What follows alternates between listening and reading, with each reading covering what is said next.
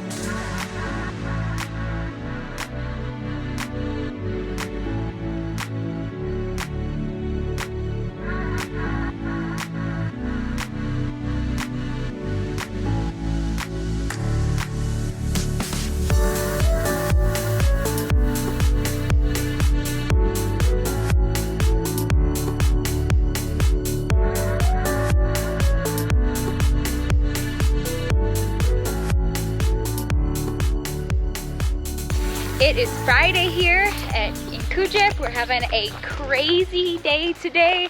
Today is the day when all the babies decided it was their turn to be born. So I walked into labor and delivery this morning and it was already a madhouse. Lots of women in labor, and so I think we've delivered 5 or 6 babies just in a span of maybe 2 to 3 hours, and just had a lady that needed to go to C-section, and Michael got a great opportunity to scrub in and get some footage, which was really cool. So it was his first C-section, which I don't think there's any doubt in your mind now the toughness of women and what we have to go through to deliver babies. So I was a mess in there. I wasn't doing any of the work and I was covered in sweat. I had to sit down on the floor. I've never been that dizzy and nauseous in my life. yeah. Airplanes are a little bit more my thing, I think, but man, that was amazing. So. And the C-section was unexpected. We let, this lady had been in labor for about 24, no, I don't, maybe 18, 20 hours at this point, and the reason we took her to C-section was for something called failure to progress. It basically means that their cervix just stops dilating and their body's just really hard to deliver and have this baby the typical route, and so we had to help our baby along by taking her to C-section. It's a good thing we did the C-section when we did, because of the baby was starting to show some signs of distress. The longer you wait, there's a chance that baby couldn't make it. So we did the section and baby came out good, sweet baby girl, and mom is recovering well. So all in all, a good day, and now for some lunch. Yes, quick lunch. Perfectly crispy. Cucumber glasses. It is Sunday night and we have completed the second week here at Kujip Nazarene Hospital in Papua New Guinea.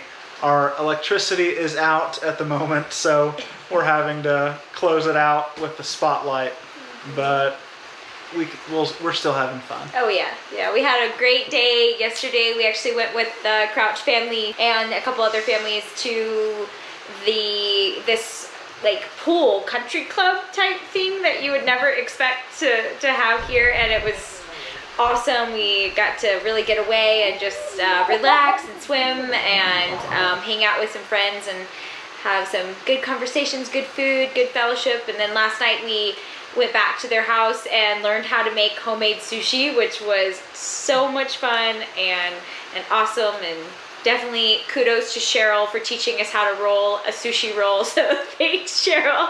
Thanks, Dr. Cheryl. Thanks, Dr. Cheryl. Dr. Cheryl is one of the surgeons here at Kujip. She's amazing. So we've had a privilege to get to know her, and then she taught us the invaluable skill of learning how to make sushi last night. So it was a lot of fun. And then we went over to some other friends' houses and played games and learned how to play some new board games, and celebrated Pi Day because it was March 14th, so yes. 3.14, and they made delicious pie. Thank you for the pie, Yeah, Rachel. Thanks for the pie, Thompsons. And yeah, so we had a really good day. It was nice because I hadn't had a day off in a while, so it was good just to kind of let go and be with friends and rejuvenate. So yeah, and then today we went with a couple of the other doctors here and hiked about 10 miles round trip to church, to a church out in the bush in the jungle. It was a really great time. We're pretty exhausted, but it was so worth it. It was a lot of fun. The funniest thing that has happened on the entire trip, though, I'm so mad that I didn't get this on film. This would have been... It was great. It was so great. This would have been so sweet to have on film. But Dr. Erin was introducing all of the missionaries that went, and she had introduced herself and another physician and that physician's wife and Leah. So she'd introduced 3 doctors, and everyone, was very thankful that we were there. And then she introduced me and told everyone that I was a pilot, and the place erupted into applause and screaming and hollering. I was completely shocked. So they were very excited to get to meet a pilot today. And it was like, we have Dr. So-and-so, Dr. So-and-so, Dr. So-and-so, and then Michael, who's a pilot, is like, woo! It was so funny. It was hilarious. I did not know how to react. I was not expecting that. But anyway, it was nice to be appreciated. Well, it's been a great week. Thank you for coming along on the journey. We have links down below to our website and social media pages. We'd love for you to follow them. And you can sign up for an email newsletter that we're going to send out occasionally just with updates on our journey. But other than that, thank you for coming along on the Shell journey. We will see you next week.